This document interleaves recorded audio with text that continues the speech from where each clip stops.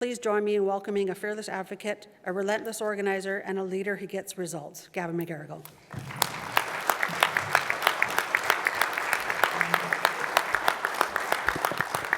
Thank you very much, Leanne, and welcome everyone to the 2025 BC Regional Council. From, as I was saying yesterday, the last time I was up here, I was a youth delegate, and I don't think they've put any paint on the place since, but welcome back to Harrison. By the way, just show of hands, how many I know we have first-time delegates, but how many is this your first time to Harrison Hot Springs? Wow, okay, well, we got quite a few. All right. So anyway, from Whistler last year to Harrison this weekend, workers across BC and in Canada have been tested. We faced strikes and tariffs and closures and endless promises of new economies that too often forget the workers who built the old ones. But every single time we were tested, we stood up, we fought back, and we led. Now, the Western region, as you heard, keeps me very busy across 4 provinces, but I couldn't do it without Leanne and Guy Deforge, the chairs in the West, Phil Belanger, our area director in Alberta, who is heading to a discussion today about a general strike in Alberta, Frank Wright, our area director for Manitoba, Saskatchewan, and of course Mario Santos here, our incredibly hard-working area director for BC and mining. And I have to give great thanks as well to my assistant who keeps me on track, Terry Rowland, and the incredible team of support staff here. You'll see in your kits a report that's been done by the work of our many departments and also our service staff, and they deserve our thanks also. I want to also thank some special guests who came to join us here. Our Unifor National Secretary-Treasurer, my good friend Len Poirier, is here. And the person who had to travel the farthest, yes, for sure, Len. The one who had to travel the farthest to get here, it's certainly appreciated. My good friend Jennifer Murray, our Atlantic Regional Director, is here. Welcome, Jennifer. And both Samia, Hashi, and Lana were going to be here in person, but obviously with everything that's going on in Ontario, they had to stay behind, but they were definitely planning to be here as well. We also have several other members of Unifor's National Executive Board and members of the senior staff team who traveled here. I want to introduce and congratulate, actually, Michelle Wilson from Local 111, the Indigenous rep on the National Executive Board. She just won re-election to that role. Congratulations. We also have Ken Anderson, who is representing our skilled trades, and Les McDonald representing our retirees on the NEB are here. I can't see somewhere in the room. Thank you both. We also have Roxanne Dubois, who's the Chief of Staff to Lana Payne. She's here in the room as well. And we have Executive Assistant to the National Secretary-Treasurer, Sari Saarinen is here. Hi, Sari. And of course, Senior Director John Mann is here also. So we'll give them all a round of applause. Thank you very much. I have to say, it's very embarrassing hearing your bio read out that I did this and I did that, because the simple reality is it's a team effort. It takes a full team in every single thing we do, whether we're bargaining, whether we're strikes, whether we're doing political action. It's a team effort. It takes a huge team to put this on. And I want to, again, give my personal thanks for all of you for working so hard. Now, we have been busy across the country, and here in BC, we've had bargaining and strikes and organizing, we've been lobbying government, but I do want to tell you some of the amazing work, even in the face of the darkness that we're facing.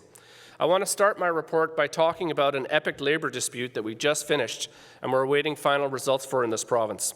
When the buses stopped rolling in the Cowichan Valley on February 8th of this year, we knew we were on the cusp of a long dispute. It was the 4th transit strike in BC in the last 3 years, with private contracting as the root cause of each and every dispute, just as we predicted. Just, in fact, as we actually told the Premier directly last year that this would happen unless they fixed the problem. The Cowichan Valley transit strike ended up becoming the longest transit strike in BC history, and it showed everything wrong with the privatized model imposed by BC Transit and its contractors. These brave members from Local 114 and 333 BC stood out on the picket line for 7 months, demanding fair pay, washrooms, pensions, and dignity. And transit workers have been fighting back ever since Unifor won contract flipping protection for transit workers in 2018, and they've had the ability to fight back. We all remember the Whistler transit workers a few years ago. They were also out for what was then the longest strike in BC history. And of course, after that, that was followed by CUPE workers in Abbotsford and Chilliwack, another long dispute against a private transit operator. And we saw strikes of our own members in the Comox Valley and Campbell River over Christmas and New Year's into early 2024. 4 massive long strikes in 3 years under BC Transit's oversight. That's not a coincidence. That's a crisis. And we've said it before, and we'll say it again, and we're going to keep saying it, public transit should be publicly delivered. And we continued that message. We had BC Council rallies in Victoria in front of BC Transit. We were at the legislature this spring and summer. It made our message impossible to ignore. We brought the bargaining committee in to meet the Premier's Chief of Staff, to meet the Labour Minister, to talk about it. We demanded that the review of private transit delivery models, and we expect that review to be launched, finished, and acted upon, not shelved. It is beyond disappointing that we pushed for an inclusion of this in the NDP platform to look at bringing private transit back into the public sector, and they actually included it in their platform last fall. You'll remember up in Whistler, we had the Premier come to visit us, and I remember transit workers standing at the mic and asking him direct questions as to when this review was going to happen. Because when we're talking about fixing transit in British Columbia, we're not talking about theory here. We're talking about the people we see every day. The operators who start their run before sunrise in Victoria, the crews on the C-bus and those who fix the buses, the drivers in Whistler in the snow, and the workers on the island and in Kamloops who hold their systems together with a patience that's wearing even thinner. Every single one of those workers had lived the consequences of a broken model. It's a model that outsources responsibility, depresses wages, and leaves riders stranded. The Cowichan strike was only the latest warning, but it followed the same pattern we saw before. Because these aren't isolated labour disputes. They're symptoms of a system who forgot who transit is for.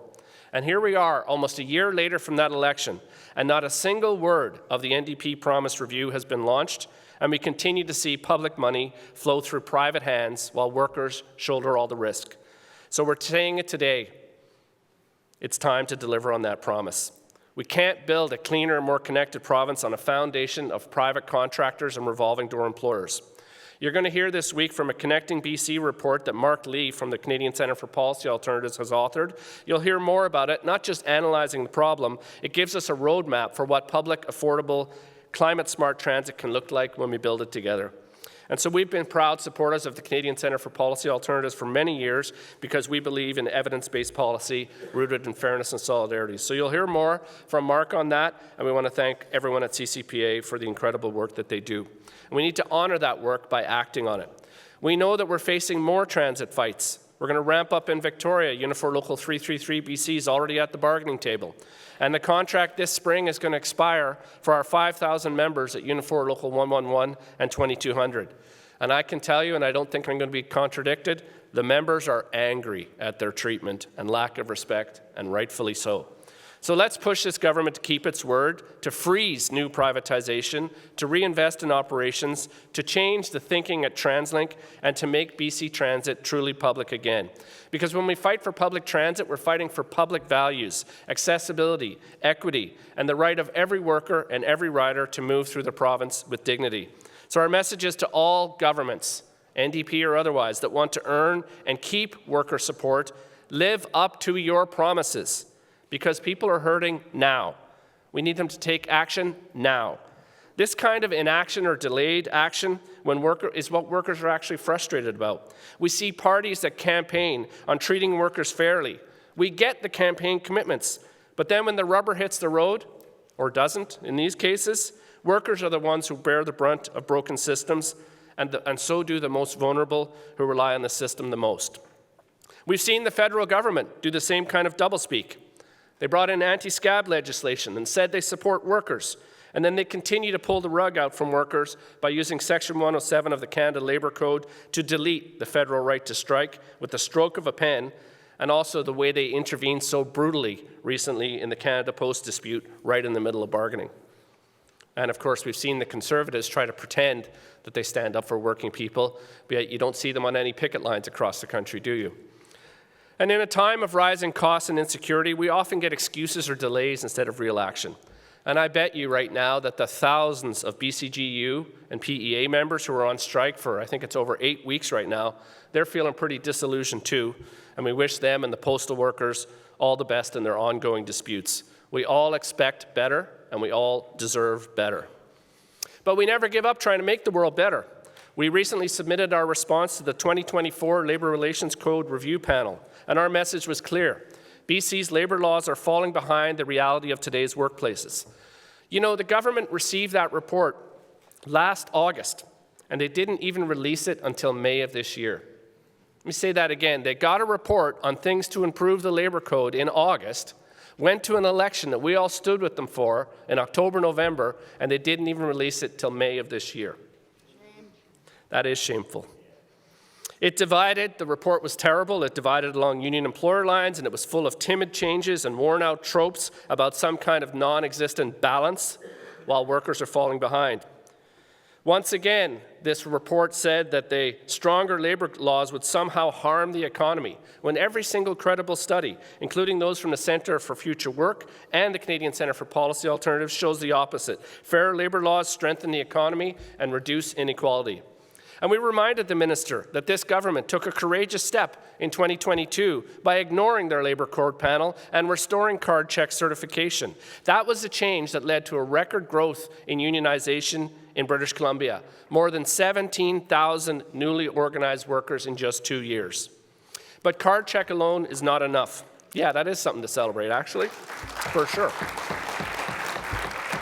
But we know that card check alone isn't enough. We see employers like Amazon who have continued to abuse loopholes, pad employee lists, and delay certifications through procedural games.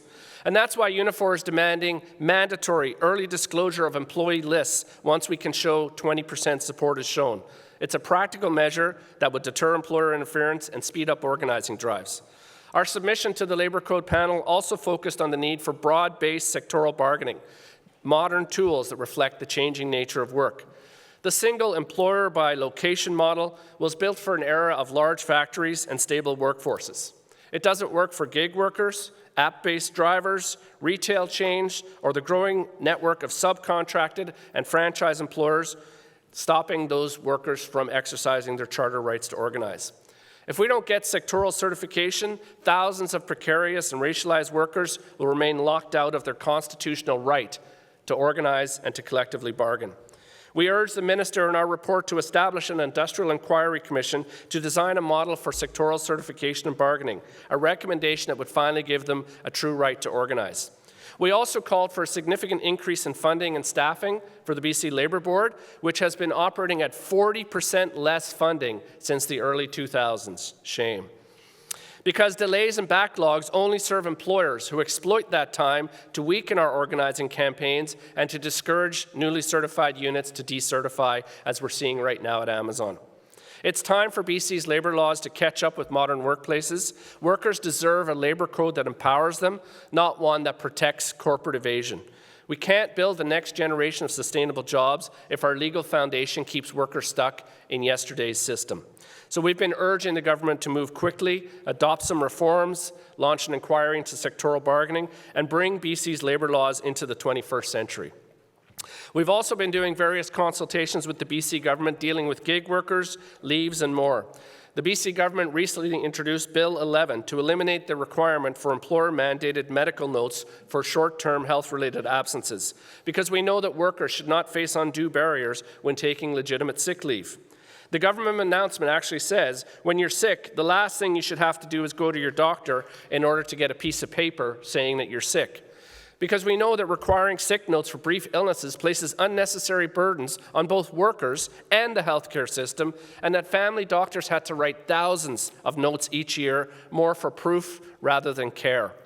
We told the government that any new regulation must ensure workers' rights are maintained and that the longer-term or disability-related leave remains properly protected, and we've seen some action on that front recently also. We need clarity that the removal of mandatory short-term sick notes does not undermine duties to accommodate, return to work protocols, or collective agreement protections for chronic and serious illness. So even when they're doing something good, we have to be in there on the details to make sure that they don't mess it up. Now, I mentioned strikes. We've had quite a lot of strikes here in this region in the last year. We saw a very strong fight, I see Local 3000 over there, by Local 3000 hospitality workers at the Arbutus Club earlier this year. They had a 12-day strike, but they won their dispute and ratified a contract in May with strong wage and benefit increases. Congratulations to everyone at the Arbutus. We also just settled a relatively short strike this summer out at Abbotsford at Cascade Aerospace, and I was out walking the line with them too in the heat. Congratulations to everyone out at Cascade winning your second strike against IMP. I know the last one in 2014 was 11 weeks, although I was the national rep for that one, so maybe there's a line there, I don't know. Steve will tell you. I also joined with workers at DHL in Richmond who went on their first national strike this summer against that multinational.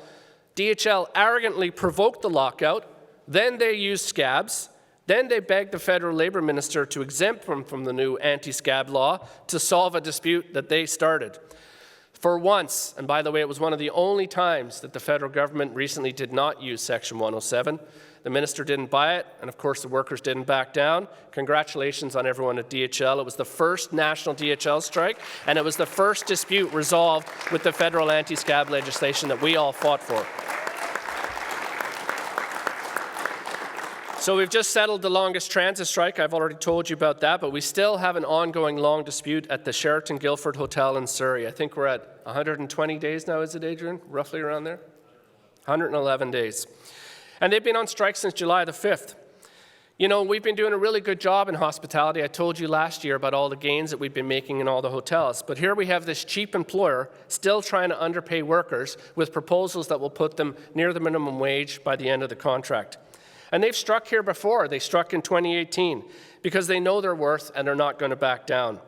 We've had rallies there. We raised funds at our Constitutional Convention. We brought a crew in to leaflet at the Ritz-Carlton in Toronto, which is owned by the same owners. And just this week, we sent a letter to the Mayor and Liberal MPs about the shameful use of vulnerable refugee clients at the hotel in the middle of a strike. Shameful. Those workers are a very strong group, and please, when you're coming back from this, if you can stop by and bring a few words to them of solidarity and support, I know they'd appreciate it. Rosa and the team there are one heck of an inspiration, and we're all behind them. So let's hope that one gets resolved soon. Now, across Unifor, our organizing drives have been absolutely relentless in media and elsewhere, but especially here at Amazon in the West. Last year, I told you in BC Council that 2025 would be the year that we got our first certification at Amazon. Amazon used all the tactics in the book to try to defeat the workers. But I knew that whether we were going to win through the penalties against Amazon for their behavior, or even if we had to open up the ballot box and counted the vote, I knew we were going to win, and we did. In July, the BC Labour Board ruled that Amazon's interference at its YVR2 warehouse was so extreme that it automatically certified 750 workers into Unifor, our first and largest Amazon certification ever. Now, of course, Amazon said that they were going to appeal it, but that appeal was very quickly thrown out by the BC Labour Board. They're now trying in court to overturn it on a judicial review, but none of that stops bargaining or our rights. The Labour Board ordered Amazon to host 6 in-plant meetings led by Unifor, on paid time in the lunchroom. We brought in 10 union reps to go and meet with these workers. Each meeting, 6 meetings, was packed with over 100 workers in every single meeting. We must have spoken to about 550 or 600 out of the 7 people. And the best part is, Amazon had to pay them all an hour for their attendance at the meeting. Yeah. Now, some of you might have seen that just last week, we brought in Premier David Eby and the Labour Minister Jennifer Whiteside to meet with a group of Amazon workers at our new West Union Hall. They spoke with them in detail about an hour for their efforts to organize, their safety issues, their concerns with speed up work, and everything about their first collective agreement. So we're not going to back down. We're sending a strong message to Amazon. We've just filed 2 more unfair labor practice complaints that we feel confident of winning, and we just served notice to bargain on Amazon this week. So we're going to the bargaining table with Amazon. And we're scaling up. We're scaling up drives at other Amazon sites because we need a first collective agreement. We know the organizing is just the first step. But it's a message to everywhere that it can be done. That victory at Amazon isn't my victory. It's the victory of every single Unifor member who leafleted, who visited, who believed it was possible, and for the brave workers themselves.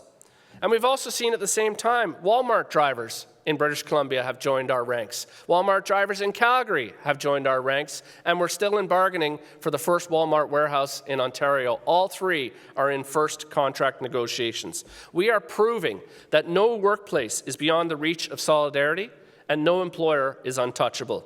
Because when workers see this, they see hope.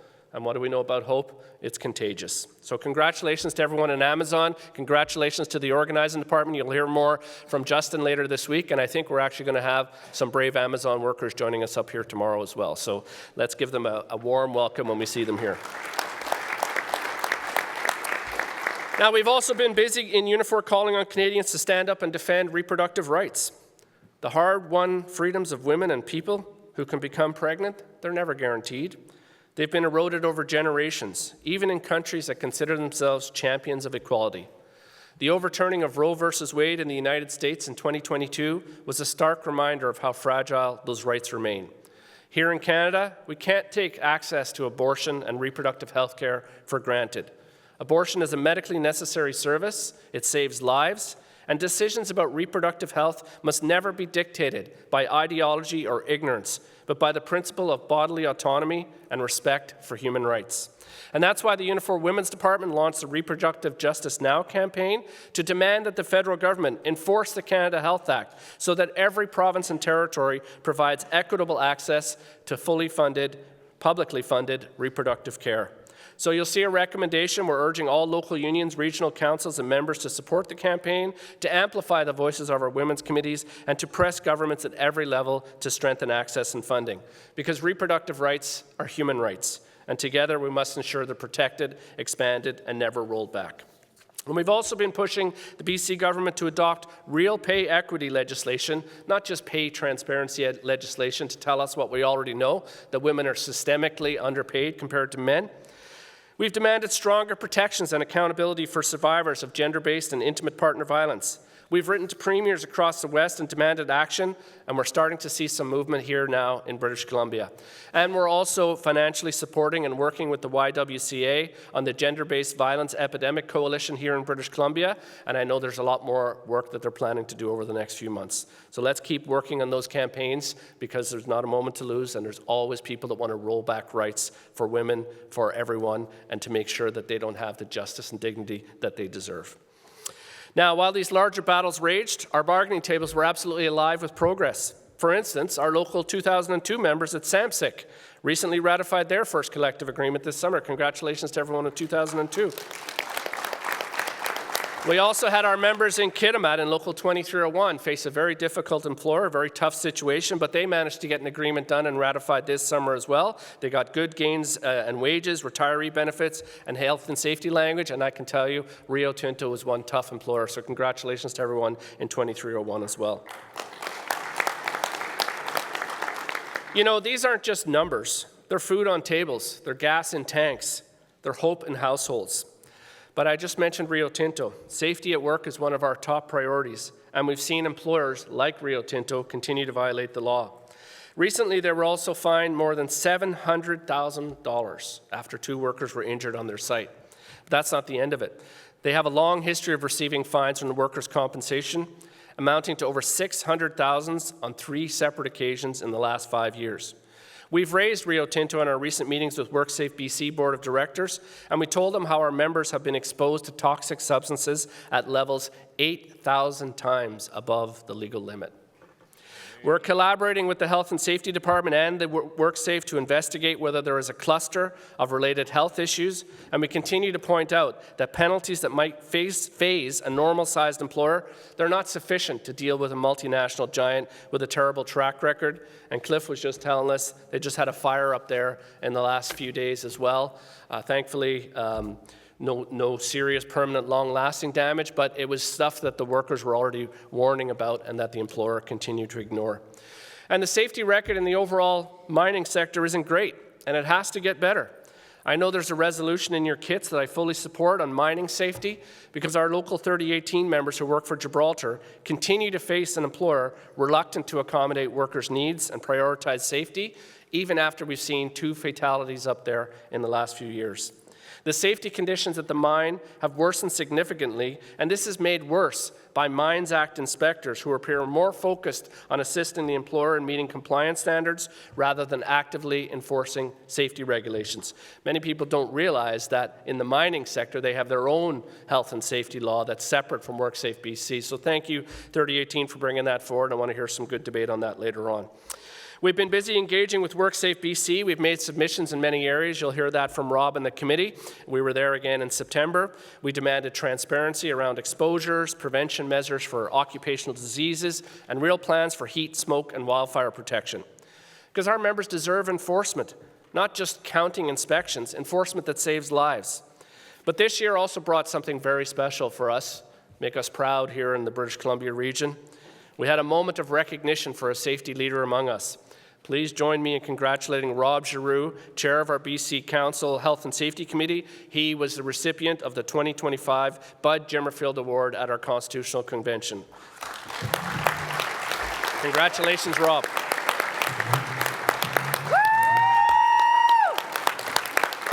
Not sure where he is.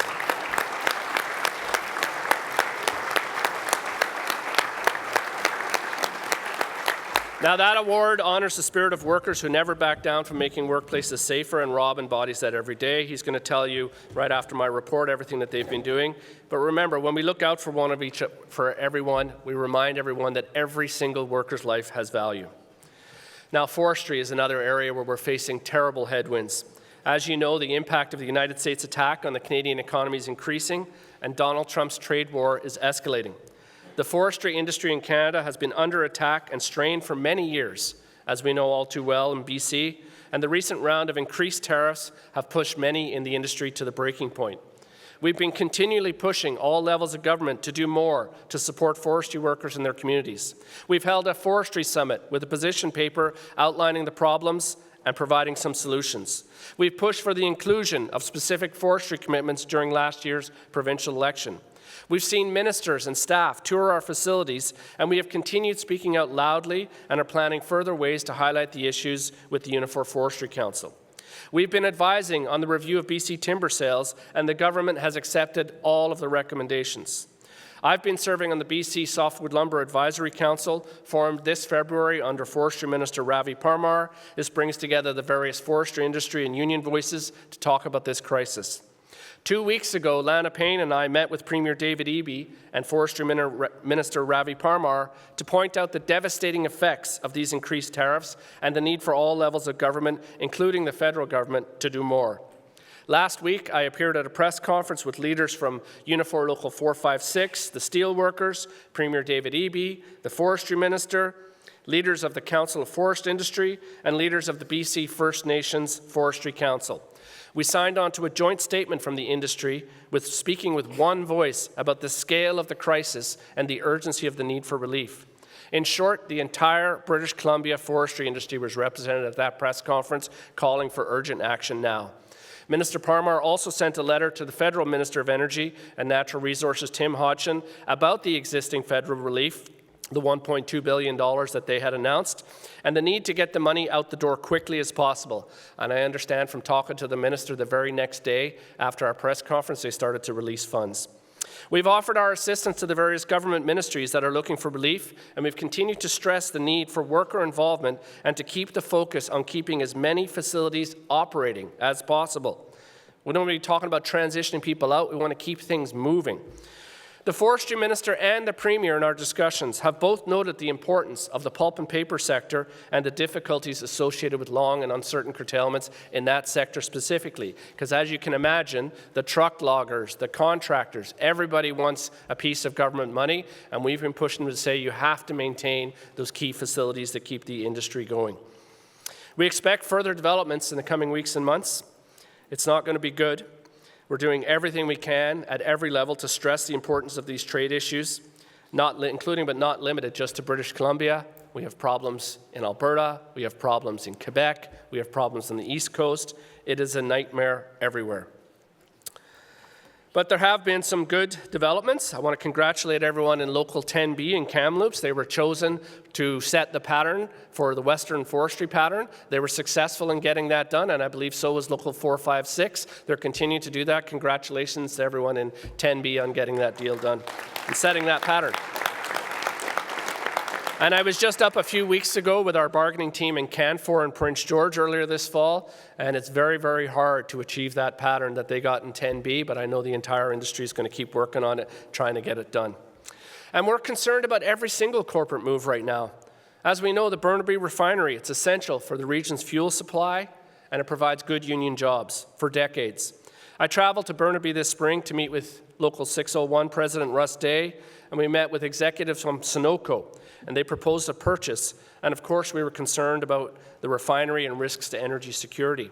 They were saying all the right things that day, but then we followed up and we met with Energy Minister Adrian Dix over the sale, and he assured us they were watching closely as well. The transaction actually stated the refinery will continue to operate and supply fuel within the Lower Mainland. So for now, everyone seems to be saying the right thing, but the proof will be in the pudding, and I know Russ and his team will be all over them if we hear anything negative. We also took our folks from the Unifor Energy Council in to meet Minister Dix as part of our Keep It in the Pipe campaign, and we're looking for names from the sector. If any of you are here from the sector, we believe we can get a couple of Unifor folks appointed to one or more government panels dealing with the energy sector, dealing with climate change, and Minister Dix said he was open to that as well.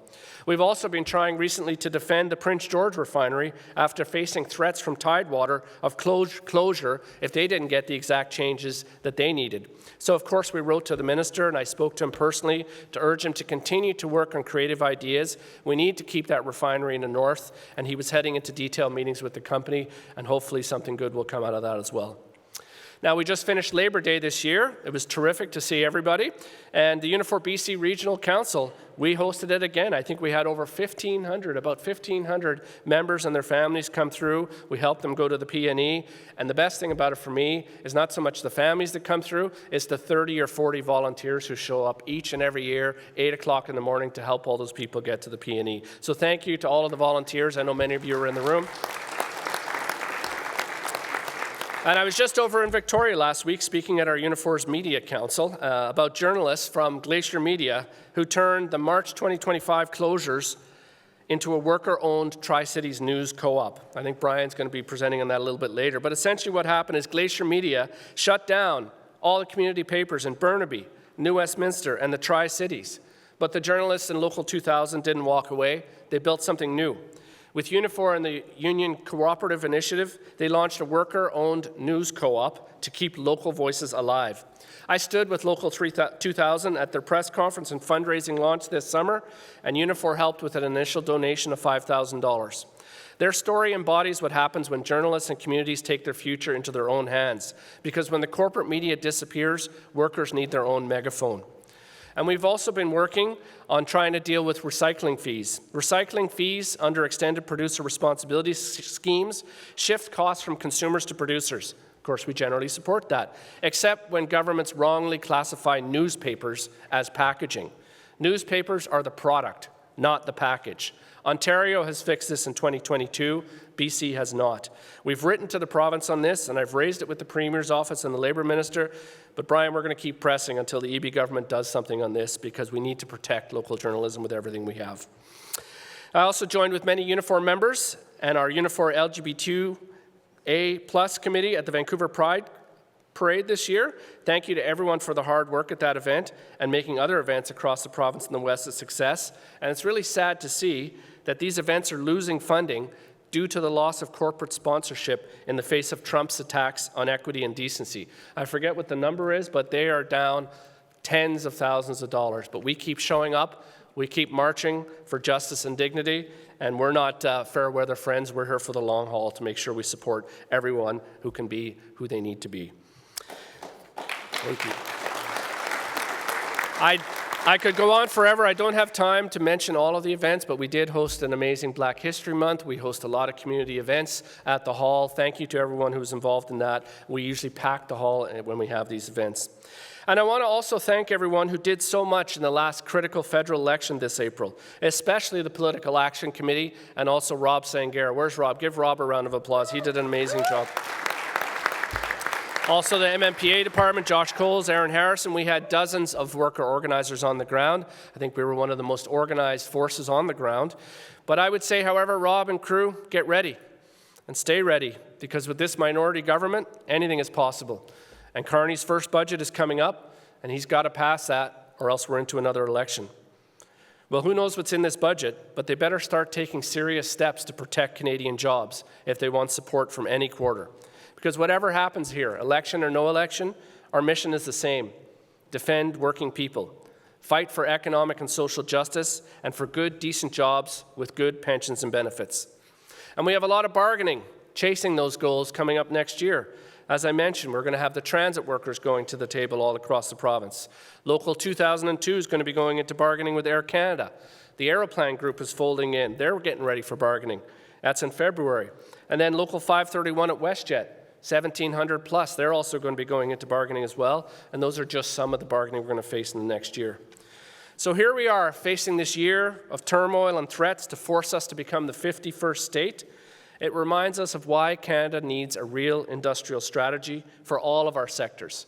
Integrated industrial strategies and supply chains that value jobs as much as they value capital.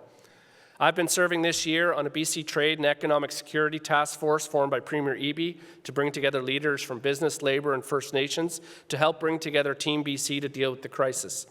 Manitoba Premier Wab Kinew formed a similar group called the U.S. Trade Council, and I've been working with that group since early this year. At the national level, the Sustainable Jobs Partnership Council, on which I serve as a member, will deliver its report next month to the Ministers of Labour and Natural Resources. Under the new law, the Canadian Sustainable Jobs Act, the government must table a Sustainable Jobs Action Plan in Parliament before the end of 2025, reflecting our recommendations. We're going to make sure that happens, and we will measure results. Because what have we seen? Well, we lost 170 jobs here at Prepack Manufacturing to North Carolina. This was a business that had been here for 45 years. We've seen mills go down. We've seen companies lock out workers and ship equipment down south. We've seen Stellantis in the past 2 weeks renege on its binding promises to our union. They were supposed to make the Jeep Compass at the Brampton Assembly Plant, and now they're saying they want to make it in the U.S. Thousands of jobs affected here also. And these companies think they can just thumb their noses at binding commitments and take the government money with no consequences. But we're going to fight, and we're determined to prove them wrong. And this week, as part of my role as a member on the Sustainable Jobs Council, I traveled with the group to Ontario. We met with nuclear workers, forestry representatives, steel workers, and auto workers. I was at the Darlington Nuclear Station, where we met the workers who power Ontario and Canada with proven can-do technology. That one plant supplies about 1/5 of Ontario's electricity, 20%, with proven Canadian can-do technology. This is union technology that sustains thousands of domestic jobs, and it also uses Canadian supply chains. It shows what Canadian innovation can do when it's in Canadian hands. But here we have the governments chasing the new shiny thing called small modular reactors. Well, small modular reactors might sound good, but one of the first things you have to know about them is they need enriched uranium. Now, we represent uranium miners in this union, but nowhere has enriched uranium other than the US and Russia. So innovation is welcome, but not at the cost of sovereignty. We should be building what we're already the best in the world at, not giving it away. And these small modular reactors are not can-do technology, they're actually Hitachi technology, and all the engineers would have to come up from the States as well. But we see this everywhere in procurement, don't we? We see it here in this province. BC Ferries, turning around and purchasing ferries overseas, and the government saying, oh, that's terrible. Well, I'm old enough to remember when the NDP was in opposition, attacking the BC Liberals for building ferries overseas, and now we're doing the exact same thing here. We've seen TransLink turn around and make an order for a whole bunch of trolley buses. They're going to be built overseas as well. So people talk a good game, but we need procurement policies that reward those who build it here. We need to build it here, we need to build it union, and we need to build it Canadian.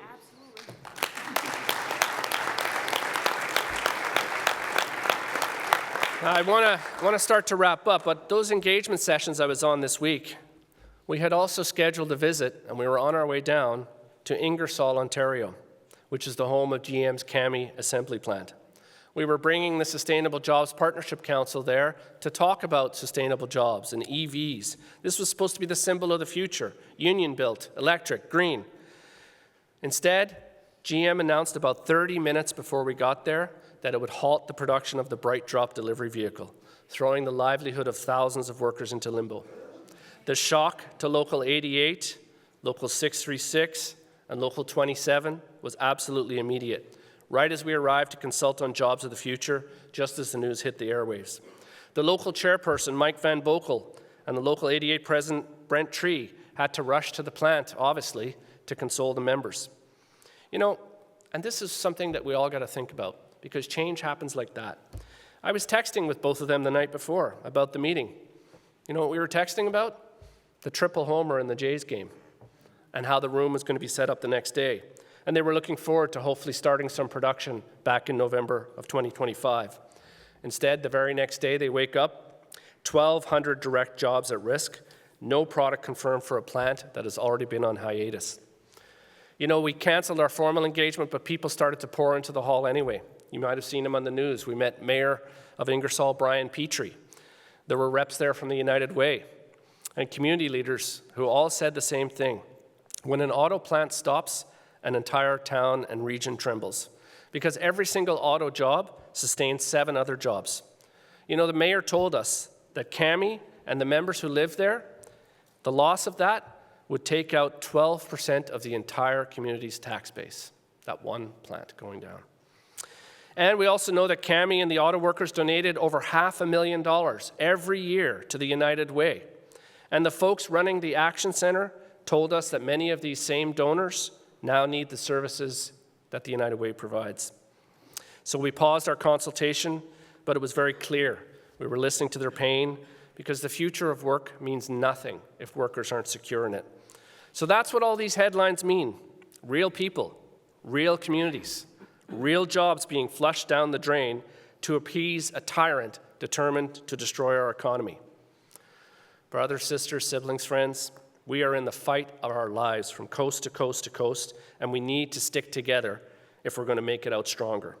Because it's not just forestry or auto or energy or canola or seafood. It's forestry and auto, energy and aerospace, canola and Canadian buses, seafood and manufacturing. It's all of us together, fighting as a nation, not as a bargaining committee where you have 10 people and 2 or 3 of the people on the bargaining committee are going out and doing their own media interviews. Not a team where the lead spokesperson thinks that appeasement to Donald Trump and concessions is the way to beg for a better deal. We've seen that story at our bargaining tables, haven't we? We know what happens when the boss demands concessions. We know what happens when your bargaining committee isn't united. They'll tear you apart. They'll ram those concessions down your neck, and then they'll come back for more again and again and again. But what stops it? Well, we know what stops it in our union, don't we? Fighting back. Fighting back is always what makes the difference. We might not win every fight, but we're going to lose every fight that we don't take on. And right now, we need every government in this country to stand up and fight for Canadian jobs.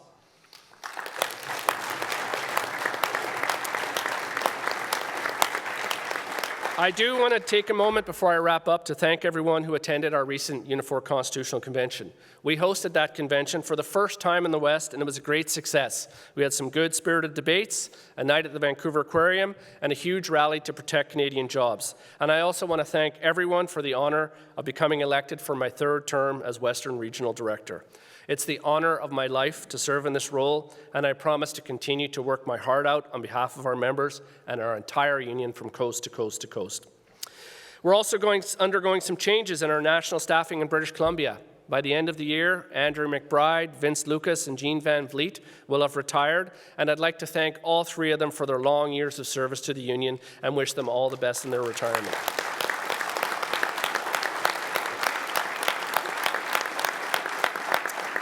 We've just brought in also Crystal Boros and support staff, and we've hired a new national rep, Ivan Vasco. Where is he in the room? Ivan? Somewhere there he is, a new national rep in BC. Ivan was a paper maker for 29 years with Canfor in Prince George. He's held various positions on the executive for most of that time. He was vice chair of the Unifor Forestry Industry Council for the last 10 years, just recently stepped down from that, so welcome, Ivan. And of course, our hearts are with our brother, Ben Williams, and his entire family and the extended community at this very difficult time for their family. So we've brought in Steve Frank, who's been brought in as a temporary national rep, and Steve has been the longtime plant chairperson out of Cascade Aerospace. He helped to win the strike out there. He's been a vice president at Local 114 and at the Aerospace Council for many years. Where's Steve? Welcome, Steve. Hopefully you better be in the room. Yeah, I think he's over there, yeah. So everything we achieve, as I said at the beginning, it's not one person. It's not even one team. It's the hard work of our members, local leaders like yourselves, and the unrelenting efforts of the entire national leadership team, Lana and Len, Daniel, Jennifer, Samia, and of course supported by our capable and dedicated staff. We face a lot of tough bargaining ahead. We're facing continued layoffs. We're facing continued job loss amid increased insecurity.